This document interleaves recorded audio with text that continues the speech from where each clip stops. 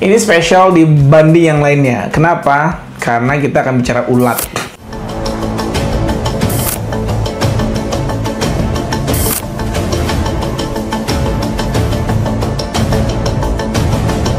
Ulat yang membuat dia mampu dan bisa berhasil melanjutkan studi S2-nya di The University of Queensland pada Februari 2024. Ngapain pemerintah bayarin orang sekolah buat bikin bisnis?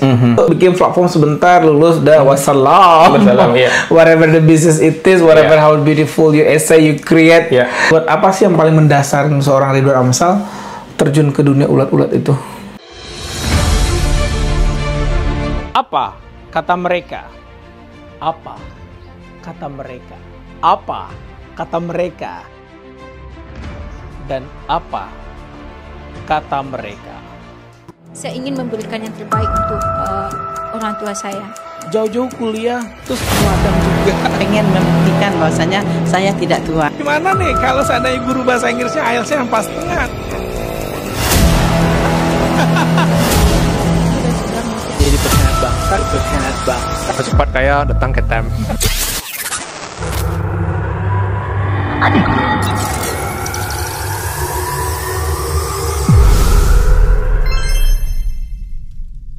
Well timer, jumpa lagi dalam program Apa Kata Mereka. Kali ini spesial banget, bintang tamu gua yang sudah tidak asing lagi ya, malang melintang ya menurut gue, dan juga dia cukup unik menurut gue, karena biasanya gue kan ngundang yang orang-orang yang gimana gitu ya, tapi kali ini spesial dibanding yang lainnya. Kenapa? Karena kita akan bicara ulat.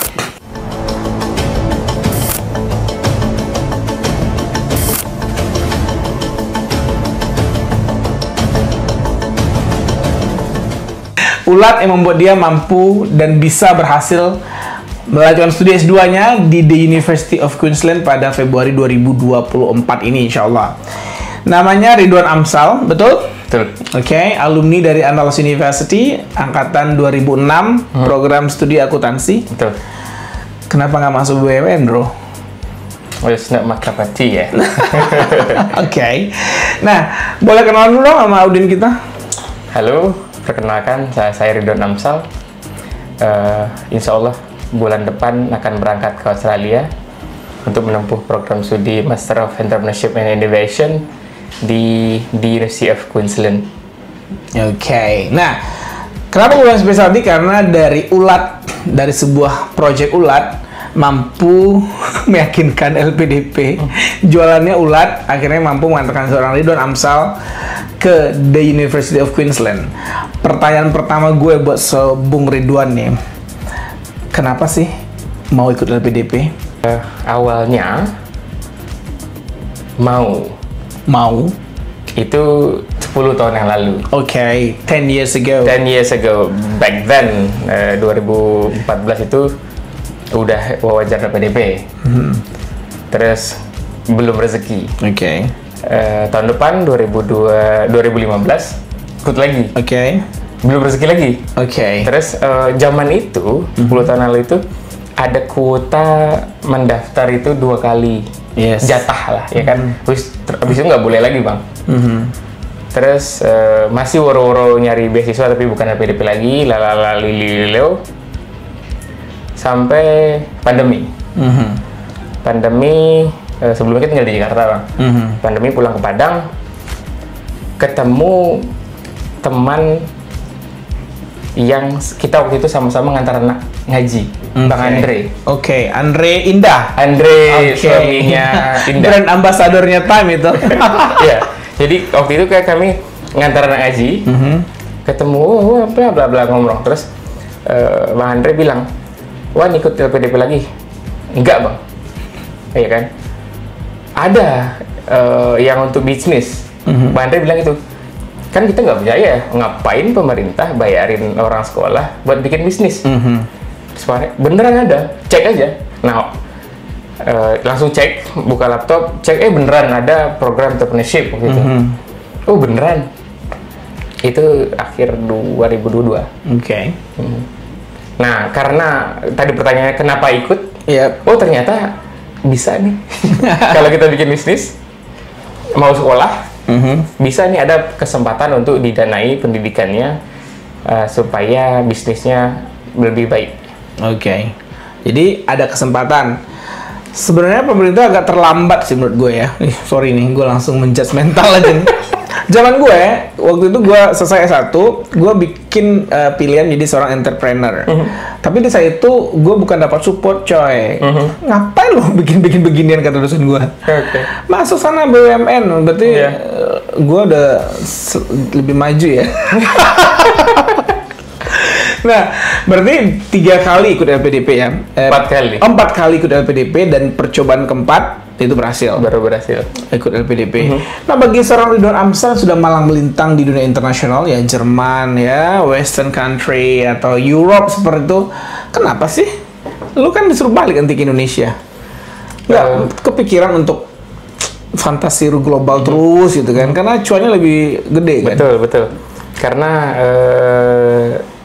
ini memang kalau nggak dikasih rezeki lagi percobaan keempat dan kan dibatasi umur juga, Bang. Iya. Percobaan keempat ini terakhir karena umur udah datang. Deadline ya. Deadline udah datang. Oke. Kalau nggak dapet kita akan Eurotrip. Oke. Dan bangun bisnis dari luar gitu. Itu bayangannya ke Berlin karena koneksi sebelumnya kan di Berlin kan, tinggal telepon, bro urusin gue, gitu kan, bawa sajian ke sana aman ya kan. Cuma mungkin udah jalannya dari Allah kita dapatnya di Queensland. Harus kembali memang karena niatnya belajar untuk bangun bisnis. Ya kan? Bisnisnya ada di Padang. Artinya kalau kita nggak pulang, terus bisnisnya mau diapain? Iya kan banyak tuh bikin platform sebentar lulus udah wassalam. Iya. Whatever the business it is, whatever how beautiful you essay you create. Pakai dana berbayar apalah namanya, betul. Tapi kan itu. Nah, sebelum kita lanjutkan, nah Ridwan Amsal ini gua udah ke kandangnya dia. Jadi gua ke kandang. Kenapa gua bilang kandang? Ini karena dari Ulat Magot, pengusaha Ulat Magot, Magotify ya. Magotify mengantarkan seorang Ridwan Amsal mampu menjadi awardee LPDP.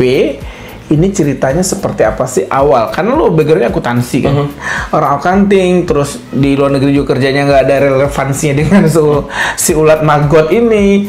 Dan sekarang terjun ke Ulat Magot, apa sih yang paling mendasar seorang Ridwan Amsal terjun ke dunia ulat-ulat itu?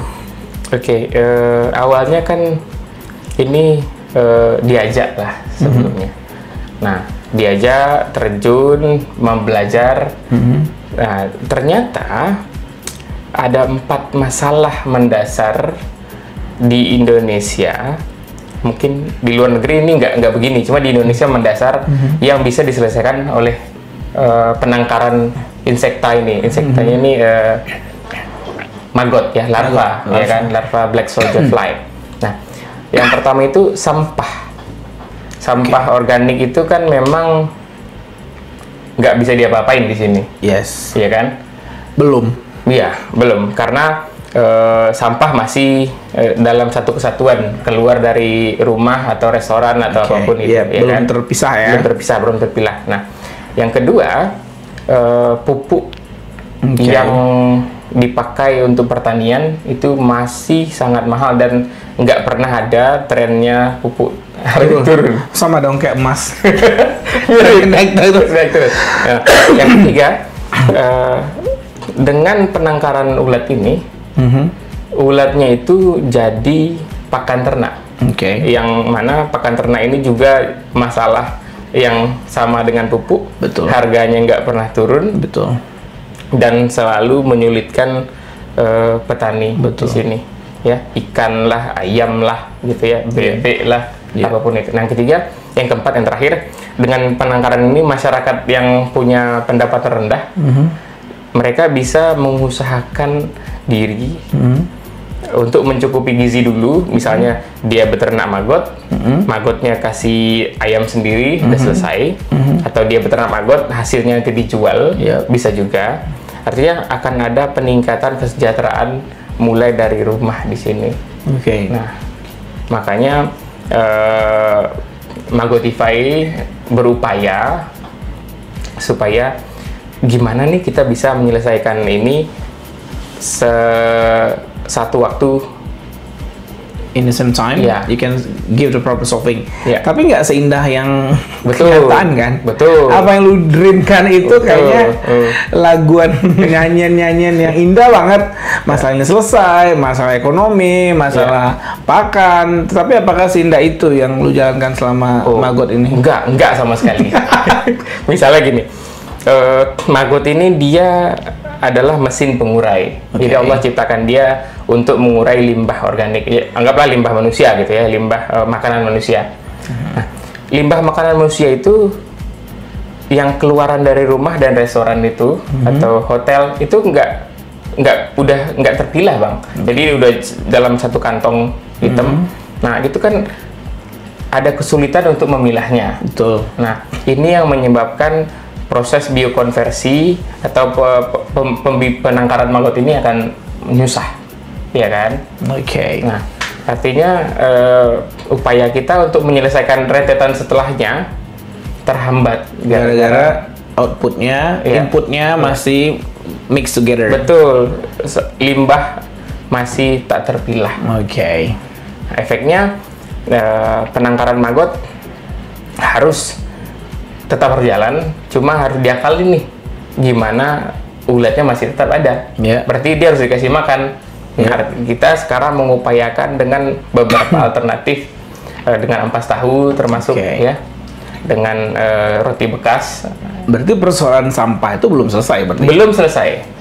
Sampahnya, persoalan sampah belum selesai. Jadi makanya kita coba selesaikan 4 masalah ini, yang mana duluan yang bisa kita selesaikan. Nah, sekarang yang sedang jalan itu persoalan tentang pakan ternak yang mahal. Ya kan, maggotnya udah terproduksi.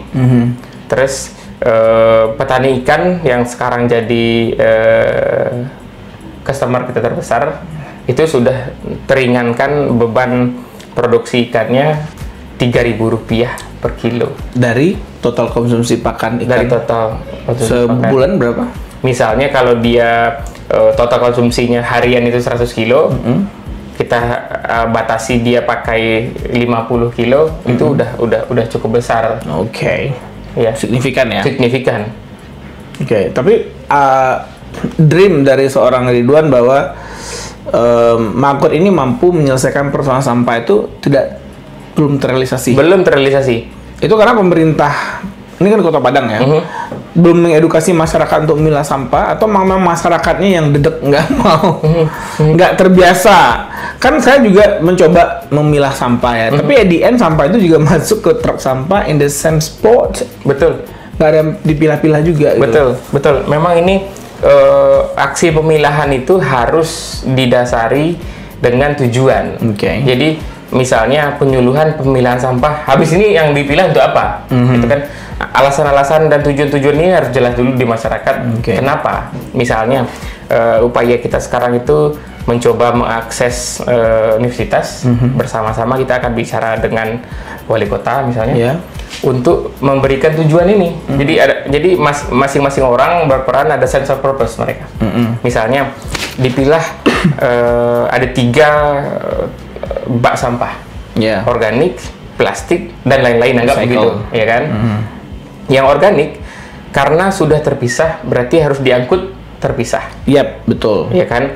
Terus habis itu yang organik akan didaur naik oleh komunitas penggiat Magot, betul. Ya kan? Artinya itu idealnya ya. Idealnya begitu. Nah, yang plastik bisa diselesaikan juga dengan komunitas penggiat plastik. Misalnya contohnya ada teman kita ya. Gilplas.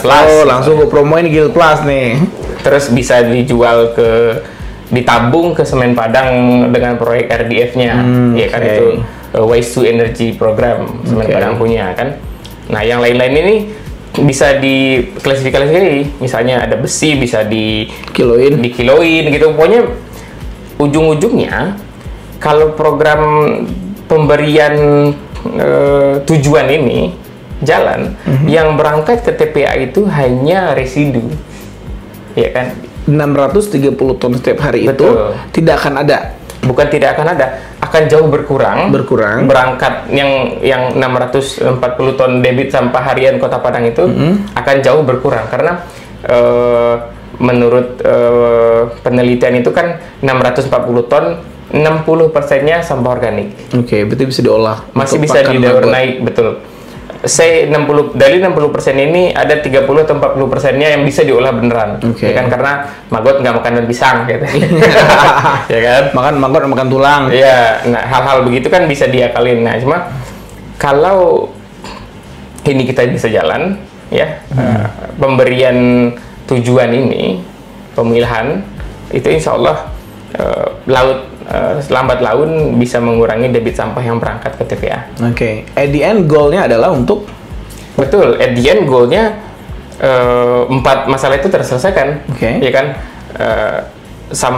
masalah sampah ini bukan di Padang aja kan. Iya. Di Pulau Jawa itu bukan beberapa lagi, lebih dari jari kita hitung TPA terbakar. yes. Ya kan, itu kan karena gas metan yang telah terkurung dalam pembusukan limbah organik terpicu panas, akhirnya menyulut api dan itu menyebabkan global warming. Ya, dan itu parah, betul. Memperburuk kondisi iklim dunia, bumi. Betul. Sesuai konferensi Glasgow 2022 atau 2022, saya forgot, itu kita semua sepakat untuk menurunkan suhu bumi menjadi 1,5 derajat lebih turun lagi, sehingga disaster itu bisa berkurang. Betul. Nah, ini kan ulah-ulah manusia juga. Nah, tapi ketidakseriusan dari semua orang yang terlibat dalam proses untuk menjadikan ini sebagai solusi, terutama di lingkungan terkecil lah, rumah tangga, tidak memilah sampah. Misalkan memilah, kita udah pilah sampahnya, tapi sampah digabungin juga, berarti Betul. ke regulasi. Betul. Regulasi kita nggak ada anggaran untuk membedakan truk sampahnya. Berarti kayak apa ya, lingkaran setan ya. Betul. Nggak akan selesai. Betul. Kalau kita mau salah-salahan nggak akan selesai, Betul, ya kan? betul. Harapannya memang otoritas kota menyuarakan kembali, karena ternyata sudah pernah dilakukan. Iya. Ya kan? Kita melihat di beberapa wilayah Padang itu ada 3 jenis tong sampah. Ya, kecil, ada yang kuning, Ya, ada yang betul. hijau, merah. Ada 3 jenis tong sampah yang ternyata udah lama nih dicanangkan pemilahan. Ya, Tapi mana? edukasinya kurang sampai kali. Betul. Edukasi kurang dan rasa, karena manusia ini ada sense of mission. Di hidup ini ada misi gitu. Iya, betul. Ya entah mau nyantai-nyantai, entah mau bikin apa gitu ya. Nah, cuma kalau dikasih misi nih, kalau startup tuh ngomongnya di gamification, dianggap ini game dan jadi menarik. Oke, memilah ternyata menarik karena Ada cuan. Karena ada cuan, ya kan? Betul. Karena kalau kita mulai memilah, kita akan sadar, oh ternyata limbah organik kita banyak ya, gitu ya. Karena kita nggak bertanggung jawab terhadap konsumsi, gitu. Karena harus sadar, oh ternyata banyak nasi yang terbuang, ya kan? Kalau kita udah milah, kita akan sadar gitu. Besoknya kita nggak akan bikin sampah sebanyak itu lagi. Oke, berarti bisa kita katakan bahwa ini belum menyelesaikan persoalan, dan faktor terbesarnya kalau menurut saya adalah ketidaksadaran masyarakat untuk melakukan pemilihan sampah. Betul. Tetapi in the other hand, saya waktu tinggal di Melbourne, itu aturan jelas kalau Anda membuang sampah di tong sampah yang salah, itu ada random check. Betul. Anda akan kena penalti. Berarti sudah diperkuat dengan hukum yang udah jelas. Betul. Regulasi yang jelas, polisi yang jelas, masyarakat diedukasi, barulah jadi. Berarti Anda bisa mengatakan di sini bahwa pemerintah Kota Padang itu belum serius menangani ini.